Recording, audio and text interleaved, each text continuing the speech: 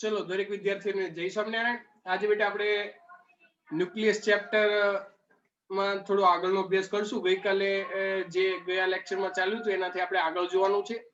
થોડી આપણે હસી ખુશી કરી એટલે હસી ખુશી બાદ હવે આપણે શરૂ કરીએ છીએ.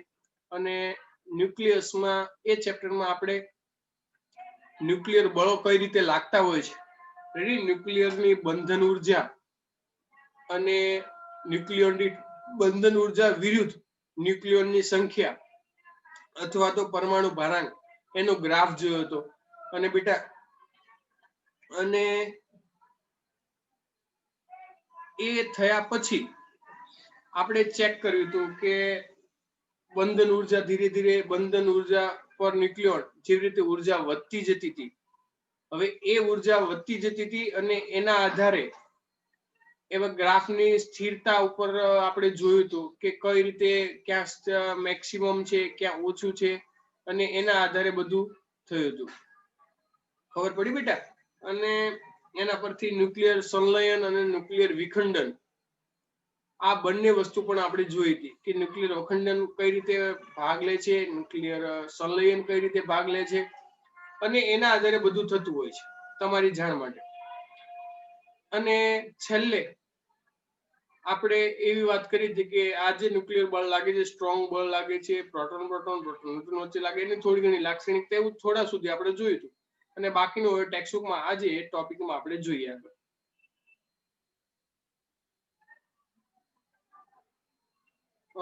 છેલ્લે આપણે બેટા ન્યુક્લિયરમાં જોયું તો, અને હવે ન્યુક્લિયર બળ વિશે આપણે ડિટેલથી થોડું જોઈશું કે ન્યુક્લિયર બળ શું છે, કેવી રીતે છે, તો એના પરથી તમને ખ્યાલ આવે બેટા. સોરી,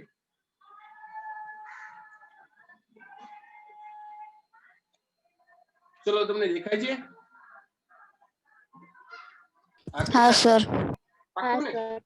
હા હા. તો ન્યુક્લિયર બળ આપણે ઉપરની બધી જે ચર્ચા કરી એના પરથી ન્યુક્લિયર બળ કેવું છે, કેવા પ્રકારનું છે, એ એના થોડા મુદ્દાઓ છે. જેવી રીતે 11માં શીખ્યા હતા કે મૂળભૂત 4 પ્રકારના બળ છે. હવે 4 પ્રકારના બળમાં તમે ચોથા પ્રકારનું બળ વિરુદ્ધ ન્યુક્લિયર બળ કોઈ દી બળવાનું નથી. જો એક ગુરુત્વાકર્ષણ બળ, એ તો બધાને ખબર છે, ગુરુત્વાકર્ષણ બળ. બીજું છે કુલંબીય બળ, જે આપણે 12માં શીખી ગયા. રેડી? ગુરુત્વાકર્ષણ બળ હતું 11માં શીખ્યા, 9માં આવતું હતું.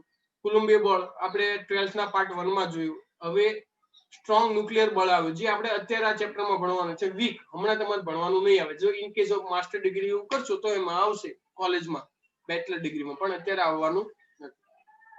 હવે આ બળ કેવું હોય છે, શું હોય છે, લાક્ષણિકતા શું, એના સવાલ ઘણીવાર પૂછાય. તો એકદમ સરળ છે, બહુ ટફ કશું નથી. જો પરમાણુમાં આપણે ન્યુક્લિયર બળની અંદર પરમાણુમાં ઇલેક્ટ્રોનની ગતિ દ્વારા નક્કી કરનારું બળ કુલંબીય બળ, એ આપણને ખબર છે કે ન્યુક્લિયસ હોય છે, કોઈ પણ ન્યુક્લિયસ, એની ફરતે એને આજુબાજુ ઇલેક્ટ્રોન રિવોલ્વિંગ એટલે કે વર્તુળાકાર જુદી જુદી કક્ષામાં, વર્તુળાકાર, પરોલાકાર, રેડી, એસપીડીએફ જુદી જુદી કક્ષામાં ફરતા હોય છે. અને આજુબાજુ ઇલેક્ટ્રોન હોય છે, અને એ બધા વચ્ચે કુલંબીય બળ લાગતું હોય છે, એફસી. રેડી? કારણ કે કેન્દ્રમાં ધન વિદ્યુતભાર હોય છે અને ઇલેક્ટ્રોનનો પોતાનો ઋણ વિદ્યુતભાર હોય છે. ધન અને ઋણ કુલંબીય બળથી હોય છે. હવે સરેરાશ દળ ધરાવતા ન્યુક્લિયસ માટે ન્યુક્લિયોન દીઠ બંધન ઉર્જા 8 મેગા ઇલેક્ટ્રોન વોલ્ટ જેટલી અચળ હોય છે. આપણે બંધન ઉર્જાના ગ્રાફ પરથી જોયું હતું. બધે તમને યાદ હશે બંધન ઉર્જા પર ન્યુક્લિયોન દીઠ એનો જે આપણે ગ્રાફ જોયો ને, તો તમને ખબર હશે ગ્રાફમાં એવું આવ્યું હતું કે આવી રીતે સ્ટાર્ટિંગમાં થોડા પીક ને એવું, પછી લગભગ અચળ, થોડું વધે મેક્સિમમ થાય, પછી અચળ થઈ જાય, એવું આપણે ગ્રાફમાં જોયું હતું. એનો મતલબ કે આટલા ભાગમાં આપણે જોયું હતું તો લગભગ અચળ જેવી કિંમત હતી ન્યુક્લિયોન દીઠ બંધન ઉર્જા. રેડી? ઈબીએન, ઈબીએન ની કિંમત ને આ બાજુ એ, તો લગભગ અચળ જેવી હતી. અને એની કિંમત કેટલી હતી? 8 મેગા ઇલેક્ટ્રોન વોલ્ટ જેટલી હતી. ચલો ખ્યાલ આવી ગયો? જે પરમાણુઓમાં બંધન ઉર્જા ઘણી વધુ હોય છે. પરમાણુ છૂટા છૂટા બંધન ઉર્જા કેટલી વધારે છે. આથી ન્યુક્લિયસમાં ન્યુક્લિયોનોને જકડી રાખનાર અથવા તો બાંધી નાખનાર બળ કોઈ જુદા પ્રકારનું આકર્ષણ બળ હોવું જોઈએ, અને એ આકર્ષણ બળ પ્રબળ હોય છે. એનો મતલબ કે કુલંબીય બળ કરતા તો ખૂબ મોટું, રેડી, કુલંબીય બળ કરતા તો ખૂબ મોટું ન્યુક્લિયસને આ પ્રકારનું બળ હોય છે, અને ખૂબ જ આકર્ષણ પ્રકારનું હોય છે. જો આવું ના હોય તો મેં તમને ગયા લેક્ચરમાં કહ્યું હતું કે પ્રોટોન પ્રોટોન ન્યુટ્રોન ન્યુટ્રોન તો ન્યુટ્રલ છે, પણ પ્રોટોન પ્રોટોન એકબીજા સાથે રહી ના શકે, અપાકર્ષણ થાય, પણ છતાં કોઈ પ્રકારનું આકર્ષણ છે. તે ધન વિદ્યુતભારિત પ્રોટોન વચ્ચેના અપાકર્ષણની ઉપરવટ જઈને એટલે કે પહોંચી વળીને પ્રોટોન ન્યુટ્રોનને નાના ન્યુક્લિયર કદમાં જકડી રાખે તેટલું પૂરતું પ્રબળ હોવું જોઈએ. આવું સાયન્ટિસ્ટો વિચારે કે આવું હોવું જોઈએ, કારણ કે પ્રોટોન પ્રોટોન તો અપાકર્ષણ લગાડે જ, પણ પ્રોટોન પ્રોટોનના અપાકર્ષણ કરતા પણ વધારે જોરદાર, એટલું પ્રબળ પ્રોટોન ન્યુટ્રોનને, પ્રોટોન પ્રોટોનને, ન્યુટ્રોન ન્યુટ્રોનને જકડી રાખે એવું બળ હોવું જોઈએ. હવે ન્યુક્લિયોન દીઠ બંધન ઉર્જાની અચળતા કોન્સ્ટન્ટ છે, આપણે ગ્રાફમાં જોઈએ, એ ટૂંકા અંતરી બળના પદમાં સમજી શકાય છે. કઈ રીતે સમજાય? તો હવે આ જે સ્ટ્રોંગ બળ હોય છે એ ટૂંકા અંતર માટે હોય છે. રેડી? બંધન ઉર્જાની અચળતા ટૂંકા અંતર, બહુ લાંબા અંતરે આ બળ લાગુ ના પડે. આવા ન્યુક્લિયસને બંધિત નાખનાર આવા ન્યુક્લિયર બળના ઘણા લક્ષણો આપણને નીચે જોવાના છે. 1930 થી 1950 વચ્ચે જુદા જુદા પ્રયોગો થયા, એના ઉપરથી જુદા જુદા મુદ્દાઓ આપણને મળ્યા. કયા કયા મુદ્દાઓ મળ્યા, કેવી કેવી રીતે મળ્યા, એ આપણે ગ્રાફ દ્વારા અહીંયા સમજશું. જો તો જુદા જુદા મુદ્દાઓ પરીક્ષામાં તમને પૂછાય કે ચલો સ્ટ્રોંગ ન્યુક્લિયર બળ ની ચર્ચા કરો, તો તમે જુદા જુદા મુદ્દાઓ નીચે આ બે પ્રમાણે લખી શકાય. તો મુદ્દા નંબર 1, ચલો મુદ્દા નંબર 1 શું કહે છે એ આપણને ખબર હોવી જોઈએ.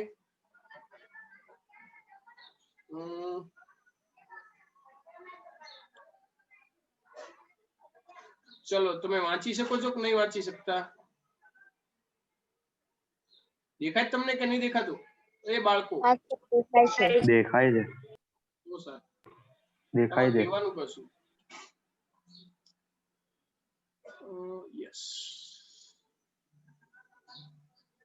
જો પોઈન્ટ 1, વિદ્યુતભારો વચ્ચે લાગતા કુલમ બળ અને દળો વચ્ચે લાગતા ગુરુત્વીય બળ કરતા ન્યુક્લિયર બળ ઘણું પ્રબળ છે. ઓકે, ન્યુક્લિયસને બંધિત રાખનાર બળને ન્યુક્લિયસની અંદર રહેલા પ્રોટોન પ્રોટોન વચ્ચેના કુલમ અપાકર્ષણ બળ પર પ્રભુત્વ સ્થાપિત કરવું પડે છે. ઇન શોર્ટ, કે પ્રોટોન પ્રોટોન વચ્ચે જે અપાકર્ષણ બળ લાગે એના કરતા ન્યુક્લિયર બળ વધારે પ્રબળ હોવું જોઈએ. જ્યારે ન્યુક્લિયર બળ કુલમ બળ કરતા ઘણું જ પ્રબળ હોય ત્યારે જ આવું થાય.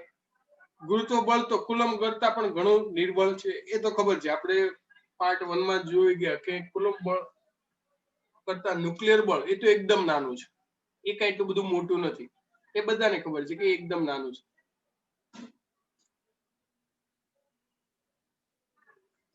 One minute. ચલો પહેલો પોઈન્ટ બધાને ક્લિયર? કોઈને ડાઉટ છે? ના સર. કોઈને ડાઉટ હોય તો પૂછી લો. Anybody, anyone? છે કોઈને ડાઉટ? નહીં ને? તો બીજો પોઈન્ટ જોઈએ આપણે. Okay, what is the second point? જો નંબર 2 ઉપર નંબર 1 હતો, નંબર 2 સેકન્ડ. બે ન્યુક્લિયોન, ન્યુક્લિયોન એટલે પ્રોટોન અને ન્યુટ્રોન ને ન્યુક્લિયોન કહેવાય, તમને ખબર હોવી જોઈએ. પ્રોટોન અને ન્યુટ્રોન ને ન્યુક્લિયોન કહેવાય, ખબર પડી? એવું નહીં પ્રોટોન ને અને ન્યુટ્રોન ને અલગ અલગ, પણ બંનેને સંયુક્ત રીતે ઇન શોર્ટ કેવું હોય તો આપણે ન્યુક્લિયોન કહી શકીએ. તો બે ન્યુક્લિયોન વચ્ચેનું ન્યુક્લિયર બળ એટલે કે proton proton, neutron neutron, proton neutron વચ્ચે લાગતું જે બળ, તેમની વચ્ચે કેટલાક ફેમ્ટોમીટર કરતા વધુ અંતરે ઝડપથી ઘટીને શૂન્ય થઈ જાય છે, જે આપણે ગ્રાફમાં જોઈ શકીએ. જો આ ડિસ્ટન્સ છે, ready? ફેમ્ટોમીટરમાં 1 femto, 2 femto, 3 femto. Femto એટલે ખબર છે ને, 10⁻15 મીટર ફેમ્ટોમીટર એટલે, રેડી? ફેમ્ટો એફ, અથવા એને ફર્મી પણ કહેવાય. Sometimes it is called as Fermi and femto is also. હવે સ્થિતિ ઉર્જા જો એ 0 છે, આ ગ્રાફ પર અહીંયા જોવા જોઈએ તો 0.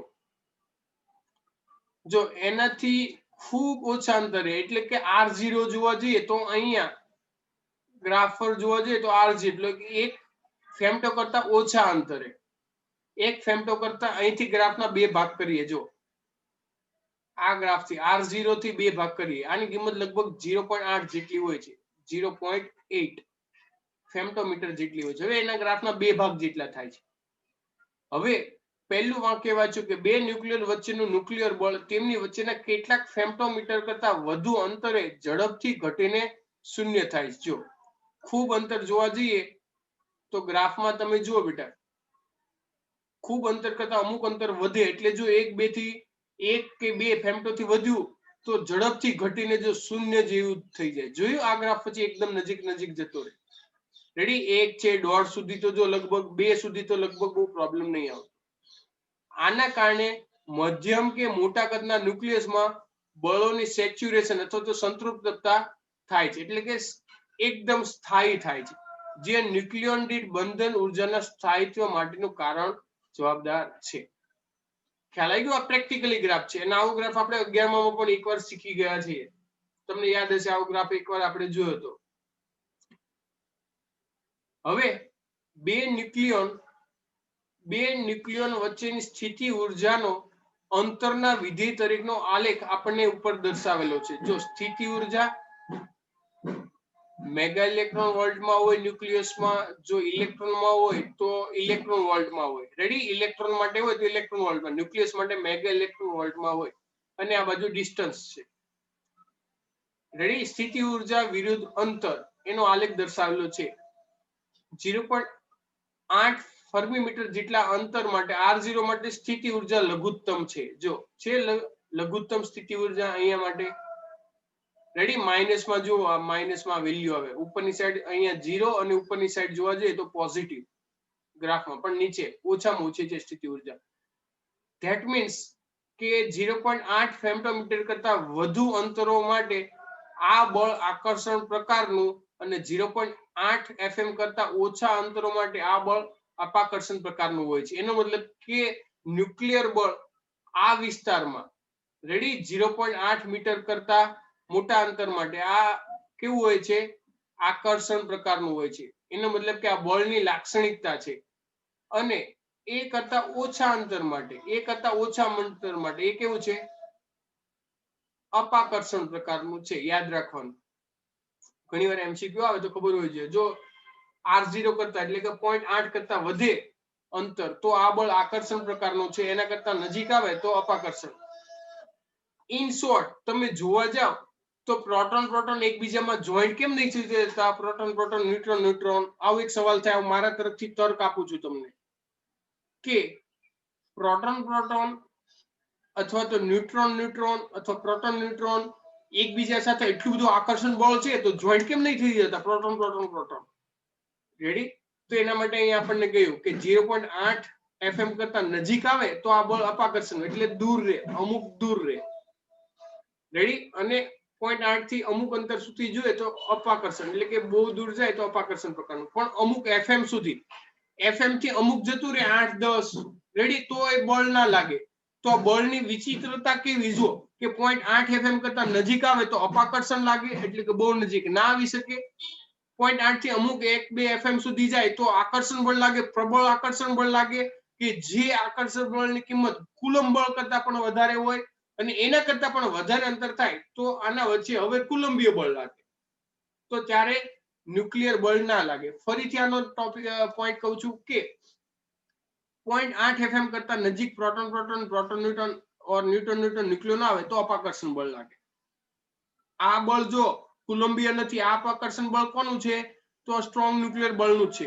હવે 0.8 તો કે ભાઈ 0.8 છે 1 2 FM સુધી, તો હવે 0.8 થી વેલ્યુ વધે તો આકર્ષણ બળનું. એનો મતલબ કે પ્રોટોન ન્યુટ્રોન જો 0.8 અથવા 1.5 FM 2 3 FM સુધી હોય તો આકર્ષણ બળ જકડી રાખે.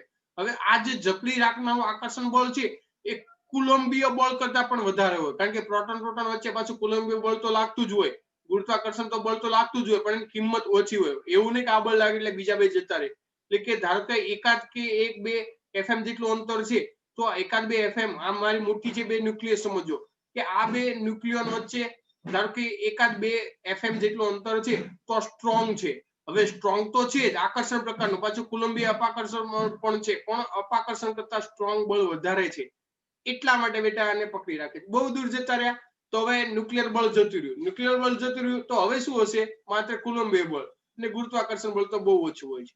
અને એકદમ નજીક આવ્યા તો સ્ટ્રોંગ ન્યુક્લિયર બળ પણ અપાકર્ષણ પ્રકારનું હોય છે. ચલો, એટલું ખ્યાલ આવી ગયો બેટા? હા કે ના?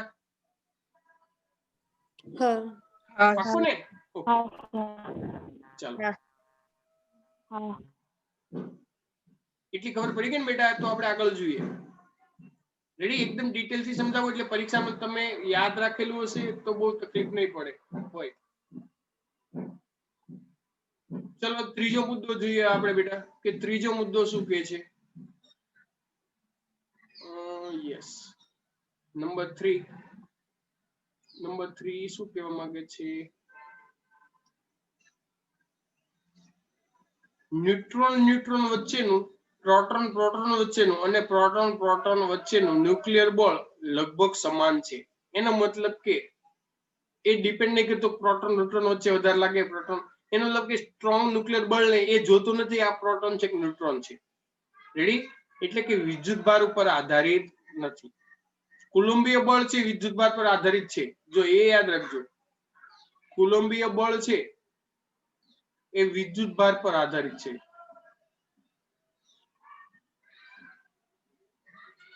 રેડી? પહેલી વસ્તુ. પછી ગુરુત્વાકર્ષી બળ છે.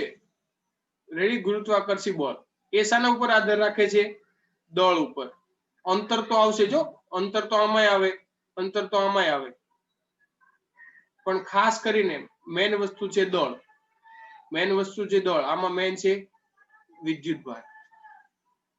પરંતુ સ્ટ્રોંગ ન્યુક્લિયર બળ, સ્ટ્રોંગ નામ જ એવું છે એટલે ખબર પડી જાય, સ્ટ્રોંગ ન્યુક્લિયર બળ એ વિદ્યુતભાર ઓર દળ આ બંને ઉપર આધારિત નથી. ખ્યાલ આવી ગયો? એ બધા આધારથી પર છે. ચલો એટલું ક્લિયર દરેક વિદ્યાર્થીઓને અહીં સુધી? હા પાક્કું ને?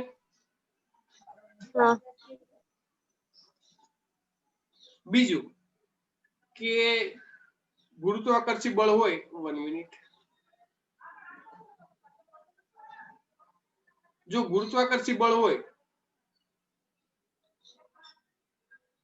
તો એ ગુરુત્વાકર્ષી બળ માટે F બરાબર Gm1m2/r², આવું સૂત્ર મળે છે.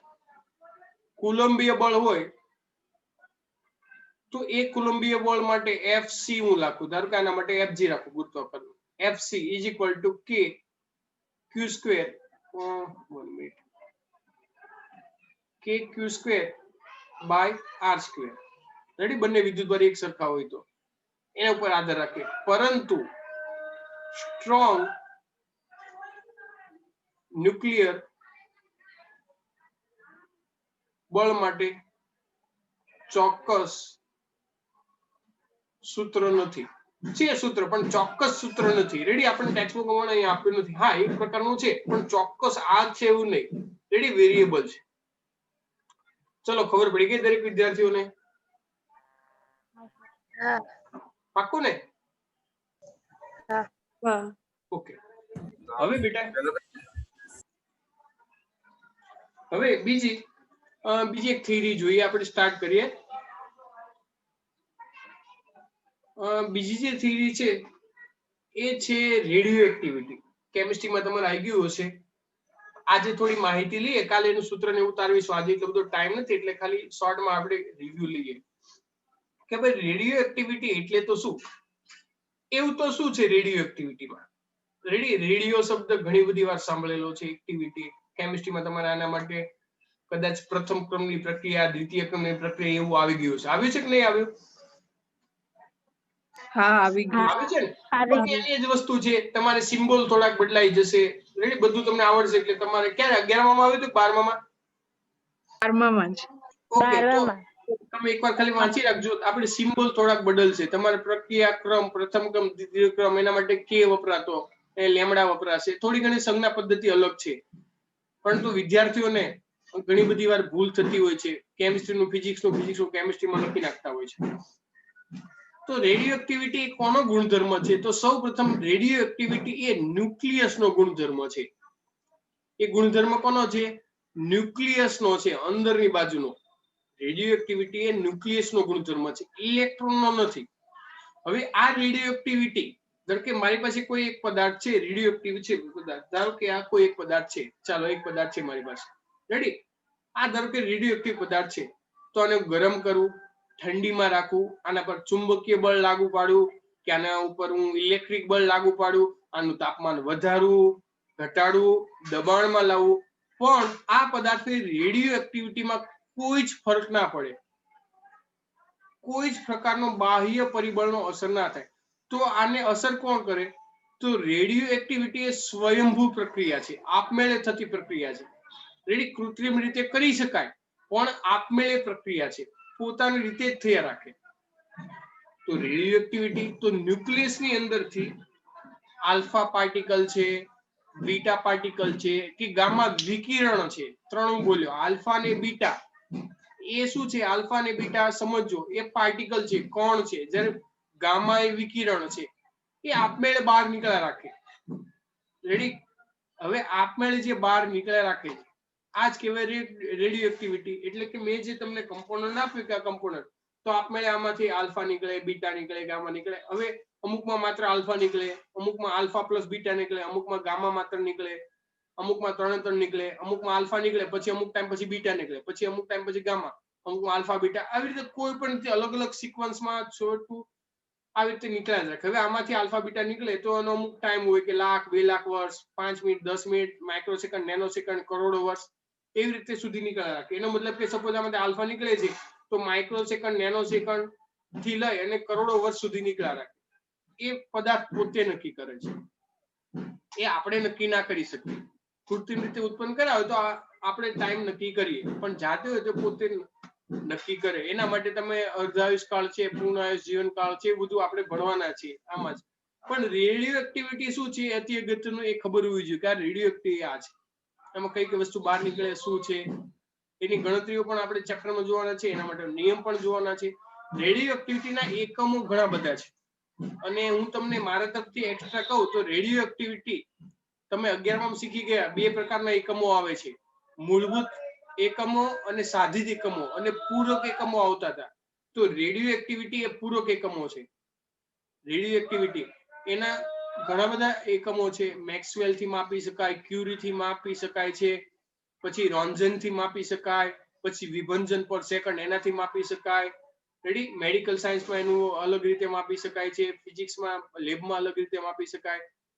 રેડી, તો બેકવેરલ છે, તો કેટલા બધા એકમ છે, બેકવેરલ છે, રોન્ઝન છે, પછી ક્યુરી છે, વિભંજન પર સેકન્ડ છે, આવા ઘણા બધા એકમ છે. ડિસઇન્ટિગ્રેશન પર સેકન્ડ જેને ઇંગ્લિશમાં કહેવાય વિભંજન પર સેકન્ડ.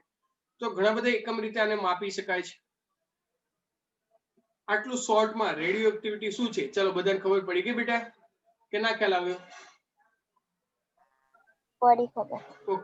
ટેક્સ્ટ બુક ના થોડુંક એકાદ ફકરો આપ્યો છે, આપણે જોઈ લઈએ એટલે ખ્યાલ આવે કે રેડિયો એક્ટિવિટી શું છે, પછી એનો નિયમ ને એવું બધું આપણે જોશું. ચલો, રેડિયો એક્ટિવિટી અને ઓકે, રેડિયો એક્ટિવિટી A.H. બેકવેરલે નામના વૈજ્ઞાનિક રેડિયો એક્ટિવિટીની શોધ 1896 માં આકસ્મિક રીતે જ કરી. દ્રશ્ય પ્રકાશને એટલે આપણે 7 રંગ જે જોઈ શકીએ છીએ એને રાસાયણિક સંયોજન પર આપાત કરીને પ્રસ્ફુરણ એટલે ફ્લોરેસન્સ, આપણે ઘણીવાર રોડ ઉપર રાતે લાઇટ મારે તો સામેથી વસ્તુ ચમકે, એ પ્રસ્ફુરણ કહેવાય એક પ્રકારનું. અને પશ્ચાત સ્ફુરણ એટલે ફોસ્ફરન્સ, રેડી, ના અભ્યાસ દરમિયાન એક પ્રકારનો સ્ટડી અભ્યાસ કરતા હતા, રેડી, કે જે રેડિયો એક્ટિવિટી દર્શાવતા હોય એનું અવલોકન કર્યું. એટલે અંધારામાં ચમકતી હોય અથવા તો પડદા ઉપર એક કણ અથડાય તો આમ ચમકે એ પ્રકારનું. યુરેનિયમ પોટેશિયમ સલ્ફેટના કેટલાક ટુકડાઓ દ્રશ્ય પ્રકાશ આપાત કર્યા બાદ તેણે કાળા કાગળમાં વીંટાળીને એક પેકેટને એક સિલ્વરના ટુકડા દ્વારા ફોટોગ્રાફિક પ્લેટ પર અલગ કરીને મૂક્યું. એનો મતલબ કે જે પદાર્થ હતો ફોટોગ્રાફી પેલો યુરેનિયમ પોટેશિયમ સલ્ફેટ, એને એક કાગળમાં વીંટી અને ચાંદીના ટુકડા દ્વારા એને વીંટી દીધું એક પેકેટની અંદર અને કાળા પદાર્થો મૂકી દીધું. રેડી, ફોટોગ્રાફિક પ્લેટ એટલે એક્સરેની જે પ્લેટ પાડી એ પ્રકારે એમાં મૂકી દીધું. અને કેટલાક પ્રકાર પછી એને જોયું તો એના એ જે ફોટોગ્રાફિક પ્લેટ પર અમુક ટપકાઓ ને એવું બધું દેખાણું. રેડી, એટલે એને લખ્યું કે ફોટો પ્લેટને ડેવલપ કરી એવું દેખાણું એને. આમ ફોટો પ્લેટ પર કાળાશ જણાઈ હતી. આ કાળાશ સંયોજનમાંથી ઉત્સર્જિત પામેલા કોઈ વિકિરણના લીધે જ હોવી જોઈએ. રેડી, કે જે વિકિરણ કાળા કાગળ અને ચાંદી એ બંનેને આરપાર થઈને બહાર નીકળ્યું, પેનિટ્રેટ થયું. રેડી, ખરેખર બહારથી કોઈ વસ્તુ નહોતી થઈ તો અંદરથી જ કંઈક આવું હોવું જોઈએ. આવું એને અવલોકન કર્યું બેકવેરલ હેનરી એચ બેકવેરલ. રેડી, એનું નામ હેનરી હતું, હેનરી બેકવેરલ. ત્યારબાદ ઘણા બધા પ્રયોગો થયા અને એના આધારે રેડિયો એ ન્યુક્લિયર ઘટના છે જેમાં કોઈ અસ્થાયી ન્યુક્લિયસ ક્ષય પામે છે, એટલે ઘટાડો થાય છે, અને રેડિયોએક્ટિવ ક્ષય કહે છે. કુદરતમાં 3 પ્રકારના રેડિયોએક્ટિવ ક્ષય જોવા મળે છે. એક આલ્ફા ક્ષય, કે આલ્ફા ક્ષય એટલે શું? હિલિયમનું ન્યુક્લિયસ 2He4. રેડી, હિલિયમ માંથી ઇલેક્ટ્રોન જતા રહે બે, અને જે વધે એને હિલિયમ ન્યુક્લિયસ અથવા આલ્ફા પાર્ટિકલ કહેવાય. બીટા ક્ષય એક પ્રકારના ઇલેક્ટ્રોન જ છે. રેડી, ઇલેક્ટ્રોન અથવા પોઝિટ્રોન, કે જેનું દળ ઇલેક્ટ્રોનનો દળ જેટલું, ઇલેક્ટ્રોન જેટલો જ પણ તેનાથી વિરુદ્ધ વિદ્યુતભાર ધરાવતો, કે જેને પોઝિટ્રોન કહેવાય, પણ એ ન્યુક્લિયસ માંથી આવે એટલે એને બીટા ક્ષય કહેવાય. અને ગામા ક્ષય, રેડી, કે જેની ઉર્જા ખૂબ વધારે, સેંકડો કિલો ઇલેક્ટ્રોન વોલ્ટમાં એનાથી વધારે હોય છે, એને ફોટોન પણ કહેવાય, ગામા ઉત્સર્જિત થાય છે. ચલો, એટલી વસ્તુ ખબર પડી ગઈ બધા વિદ્યાર્થીઓને? હા કે ના? હા સર. પાક્કું ને? ઓકે. તો આજે આપણે રેડિયો એક્ટિવિટીમાં આટલી વસ્તુ જોઈએ, વધારે આપણે જોવું નથી. ચલો, એકાદ 2 મિનિટની વાર છે. રેડી, આના રિલેટેડ જે કંઈ પણ સમ કે એમસીક્યુ હોય તમે જોજો અને સોલ્વ કરજો. દરેક વિદ્યાર્થીઓને બાય બાય, જય સ્વામિનારાયણ. જય સ્વામિનારાયણ સર.